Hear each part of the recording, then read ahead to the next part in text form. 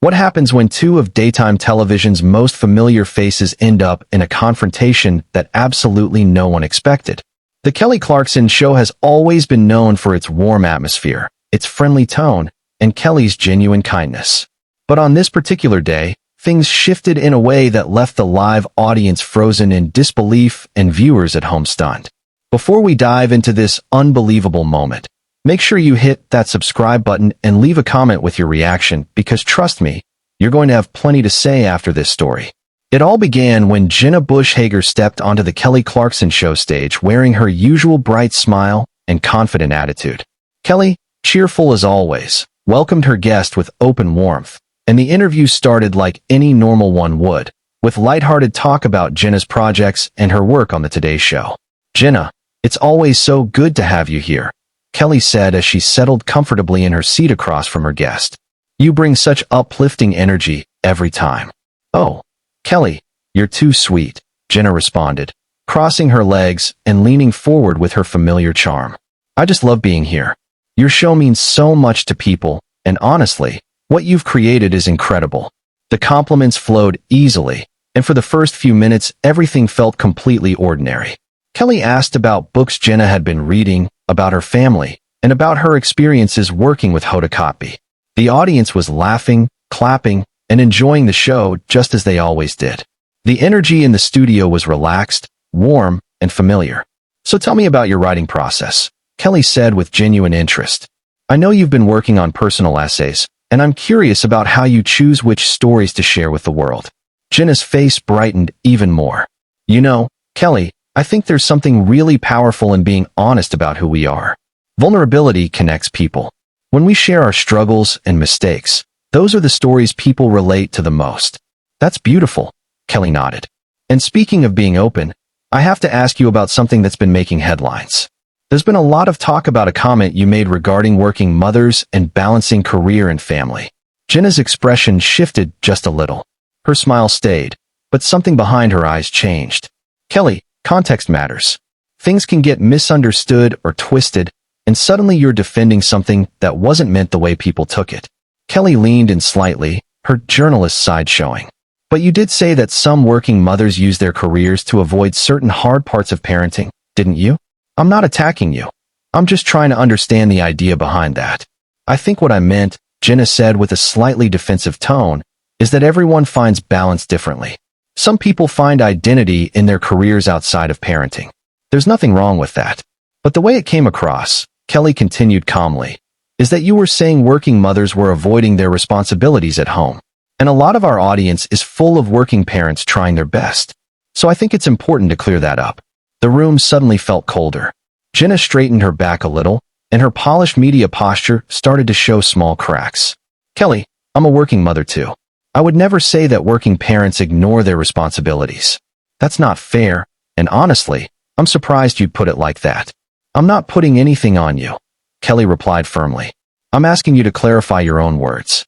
Because what you said, and I have the transcript, is that many working mothers use their careers as a socially acceptable excuse to avoid the difficult parts of motherhood."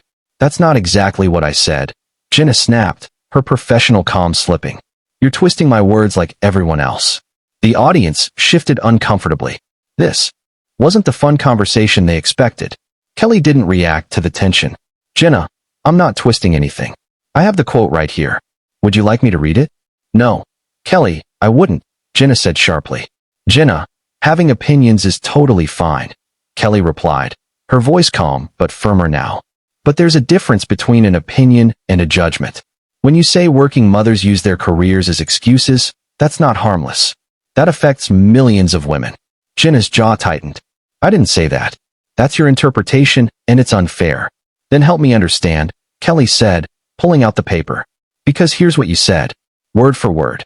I think we need to admit that for many women today, a demanding career has become an acceptable way to avoid the tough parts of motherhood." How else can that be read? Jenna's face lost a bit of its color as Kelly finished reading. "Kelly, that's taken out of context. We were talking about work-life balance. But that's not what you said," Kelly pressed. "You didn't talk about societal pressure. You made a direct statement about mothers' motivations." Jenna leaned back, visibly struggling. "You know what, Kelly? I didn't come here for some kind of interrogation. This is not what your show is about. This feels like a setup. It's not a setup, Kelly replied. It's accountability. People were hurt by what you said. And I have viewers who message me every day about how guilty they feel for working. Your comments added to that guilt. So now I'm responsible for their guilt? Jenna raised her voice. Kelly, everyone feels guilt. That doesn't mean I can't speak my mind. Of course you can speak your mind, Kelly said, her voice now matching Jenna's intensity. But you can't expect to say things without being questioned when they hurt people. Hurt people? Jenna laughed bitterly. Kelly, you're being overdramatic. Having another viewpoint isn't harmful. What's harmful is this culture where anyone who says something unpopular gets attacked. Kelly's eyes flashed. Don't twist this into a cancel culture thing, Jenna. This isn't about that. This is about your words affecting people. Affecting people? Jenna scoffed. Kelly, I'm being attacked because I was honest. God forbid anyone point out that maybe some women put career over family. There it is, Kelly said, pointing at her. Your real opinion. You think working mothers prioritize work over children. That's the judgment I'm talking about. I didn't say all working mothers. I said some. Big difference. Is it? Kelly challenged. Because now every mother listening wonders if you mean her. Every mom who missed a school event for a job meeting. Every mom who tries to balance everything. They're wondering if you think they're using work as an excuse. Jenna suddenly stood up, shocking the whole studio. You know what, Kelly? I don't need to sit here and be talked down to. I've never been treated like this on a talk show. Kelly stayed seated, but her posture was stiff. Sit down, Jenna. We're not done. Oh, we're finished, Jenna said coldly. You turned this into a courtroom.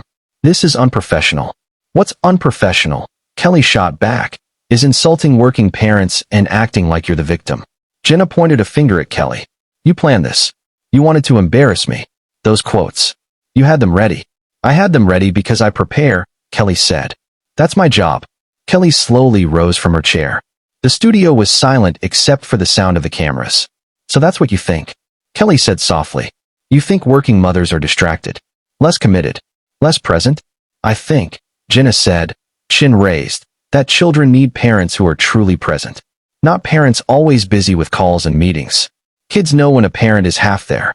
Unbelievable, Kelly breathed. Do you hear yourself? Do you understand what you're saying to single mothers working 2 jobs? To women, providing for their families? Please, Jenna rolled her eyes. Don't make this about single moms. That's not who I'm talking about. I mean women who have the choice to stay home, but choose work instead. That was the breaking point for many in the audience. Several women shook their heads. One wiped away tears. Kelly saw it, and her anger sharpened. You have no idea how out of touch that is, Kelly said. You sit in privilege and judge women who don't have it. I'm not judging, Jenna insisted.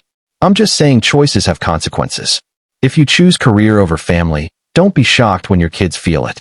Stop, Kelly said sharply. Just stop. You don't get to define good parenting. And you don't get to insult my audience and pretend it's honesty. Jenna's face turned red. Your audience? So that's what this is. You're taking it personally. Different opinions, Kelly's voice rose. Jenna, you said working mothers are going through the motions. That's not a different opinion. That's prejudice.